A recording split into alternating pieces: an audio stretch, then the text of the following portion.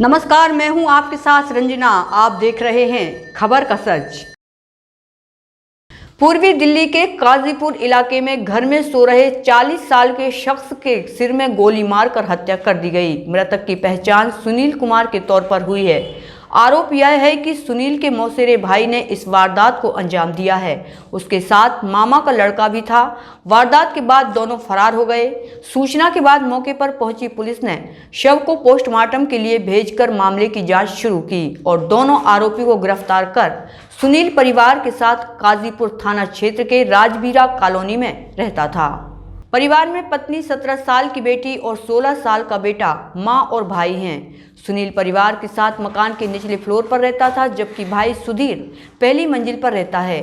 सुधीर ने बताया कि रविवार रात को हम सभी सो रहे थे। उससे समय तकरीबन 1:30 बजे दरवाजे पर दस्तक हुई और भाभी ने दरवाजा खोला तो सामने मौसी का बेटा आकाश खड़ा था और उसके पीछे मामा का बेटा विशाल था। दरवाजा खोलते ही मौसी का बेटा आकाश अंदर आ गया। भाभी ने उसे बैठने के लिए कहा तो उसने अंदर वाले कमरे में बैठने की बात कही।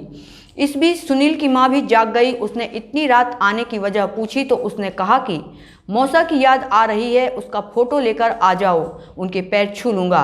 सुनील की मां फोटो लाने चली गई। इस बीच भाभी को उसने पानी लाने के लिए कहा और आरोपी अंदर कमरे में पहुंच गया और बेड पर सो रहे सुनील के सिर पर गोली मार दी।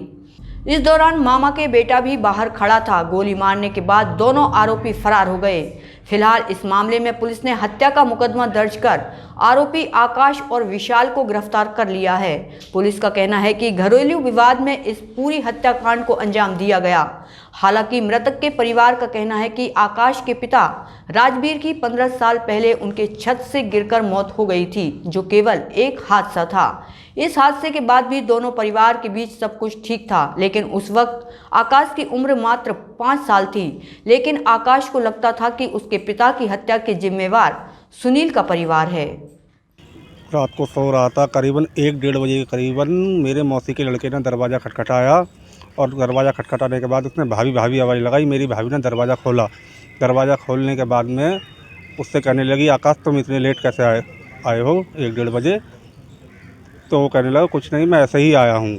वो अंदर जाने लगा। भाभी कहने लगी बाहर वाले कमरे में बैठ जाओ, कि नहीं मैं अंदर वाले कमरे में ही जाऊँगा। इतने में मेरी मम्मी भी जग गई। मम्मी ने देखा कि मेरे मामा का लड़का जिसका नाम विशाल है वो भी बाहर खड़ा हुआ था। तो मम्मी ने उनसे भी कहा कि तुम कैसे रात में घूम रहे हो, क्या हो गया, अंदर आकर बैठ जाओ। फिर अंदर जाकर आकाश बैठ गया। विशाल गैलरी में खड़ा रहा और मेरी मम्मी से कहा कि मौसी जी मुझे मौसा जी की फ़ोटो दिखा दीजिए, मुझे उनके पैर छूने बहुत याद आ रही है। मेरी भाभी से कह दिया कि मुझे प्यास लग रही है, पानी लेके आ जाओ। मेरी मम्मी और भाभी दोनों बाहर चले गए। इतने में मेरा भैया सोया हुआ था, उसके कनपट्टी पे गोली मार दी। क्या कोई दुश्मनी थी, कोई रंजिश? सर ऐसी कोई दुश्मनी नहीं थी, बिल्कुल घर आना जाना था, हमारी ऐसी कोई बात नहीं थी। क्यों मारी उसने गोली? बस कहने में सर इतना आ रहा है कि 15 साल पहले उनके पिताजी हमारी छत से गिर कर डेथ हो गए थे, तो शायद उसको लगता है कि उसके पिताजी को हमने मारा। तो जब आपके मौसे की डेथ हुई, जो छत से गिरे थे, तो तकरीबन इसकी उम्र कितनी इसकी रही? उम्र 4 से 5 साल रही होगी। तो यही वजह है या कोई और वजह? नहीं, सिर्फ यही वजह है। घर आना जाना है, उनकी लड़की की शादी हुई थी अभी, उसमें हम सारे गए थे। हमारे घर आते जाते हैं, रोज़ बातचीत भी होती है। तो ये क्या काम करता है, कितनी उम्र होगी? कुछ नहीं है, 20 से 21 साल की उम्र होगी। शायद कोई डीजे बीजे का कभी कभार काम कर लेते हैं। बाकी विशाल कोई काम नहीं करता है, इसी के साथ डीजे बीजे में चला जाता था। ठीक है। आज के अंक में यहीं तक। अगले अंक में फिर मिलेंगे, तब तक के लिए नमस्कार।